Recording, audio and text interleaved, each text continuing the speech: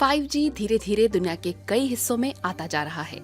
जाहिर है कि आपको भी इसे आजमाने का इंतजार होगा। तेज डेटा ट्रांसफर भला कौन नहीं चाहता, लेकिन क्या 5G का बस यही फायदा है? नहीं। आइए जाने ऐसी 5 चीजें जिनकी 5G के कारण तस्वीर बदल जाएगी। स्पीड की बात तो होती रहती है, लेकिन लेटेंसी भी उतनी ही अहम होती है।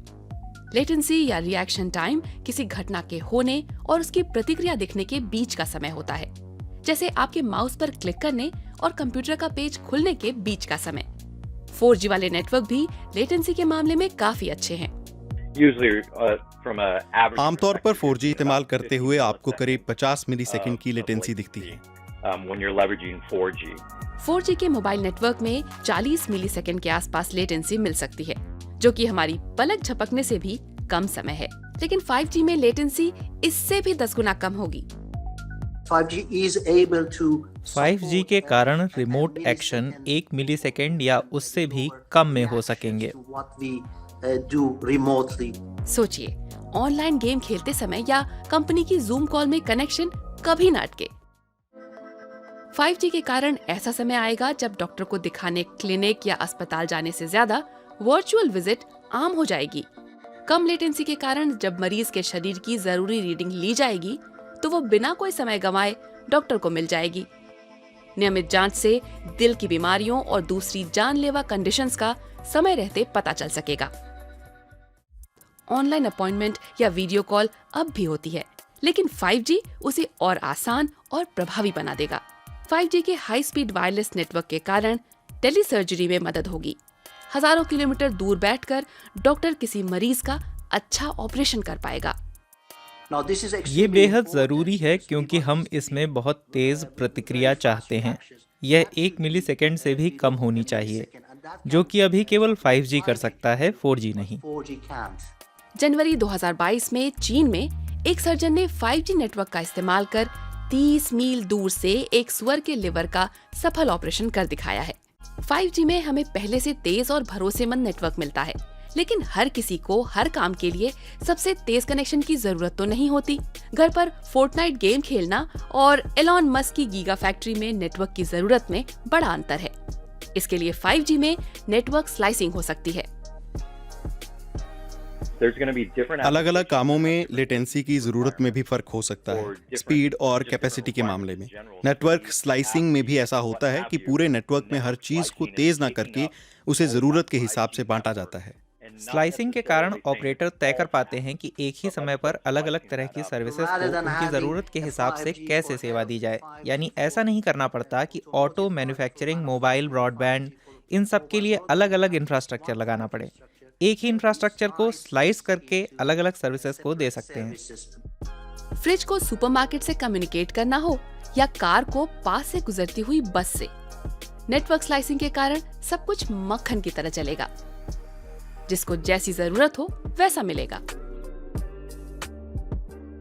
कई मैन्युफैक्चरिंग कंपनियां रोबोटों का इस्तेमाल कर स्मार्ट बन गई हैं। आर्टिफिशियल इंटेलिजेंस, सेंसर और IoT के कारण पूरा प्रोडक्शन काफी ऑटोमेटेड हो चुका है।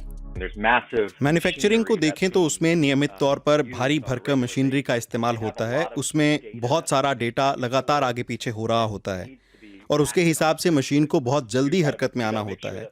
इन उपकरणों को लगभग परफेक्ट होना चाहिए। परफेक्ट बनाने में कम लेटेंसी वाले कनेक्शन और रियल टाइम एनालिटिक्स की बड़ी भूमिका होती है। आजकल की क्लाउड कंप्यूटिंग में डेटा की प्रोसेसिंग क्लाउड सर्वर में होती है। ये इंफॉर्मेशन सोर्स से कहीं दूर रखे होते हैं।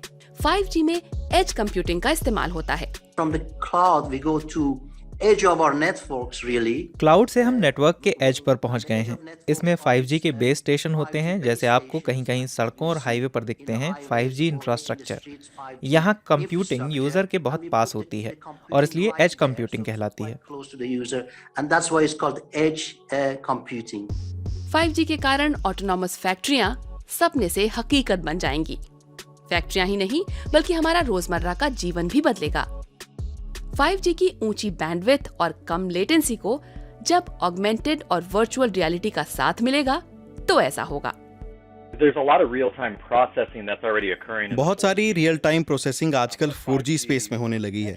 लेकिन अगर 5G कनेक्शन को ऑगमेंटेड और वर्चुअल रियलिटी के नजरिए से देखें तो रियल टाइम कनेक्शन और ज्यादा करीबी लगेंगे, दूरियां बेमानी लगेंगी और ऑगमेंटेड रियलिटी से सब संभव हो जाएगा। allows you to have that type of augmented reality across massive amounts of spans of distance.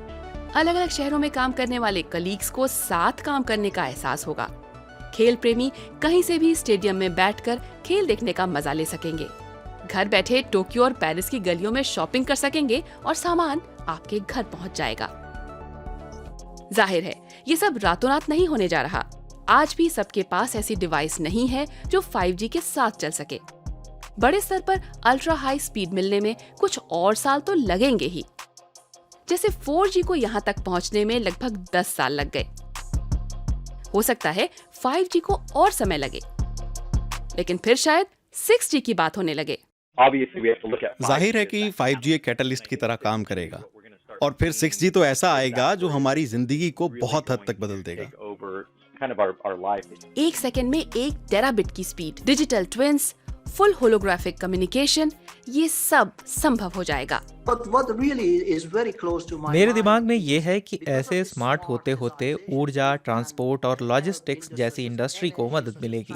Logistics में तो इसके कारण कार्बन उत्सर्जन 4% तक घट सकता है। 4% reduction in carbon emission.